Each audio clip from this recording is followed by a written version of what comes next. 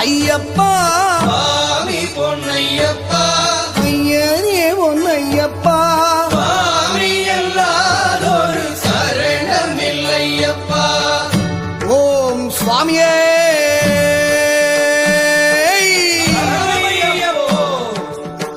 அறிந்தும் அறியாமலும் தெரிந்தும் தெரியாமலும் செய்த சகல குற்றங்களையும் பொறுத்து காத்தருள வேண்டும்.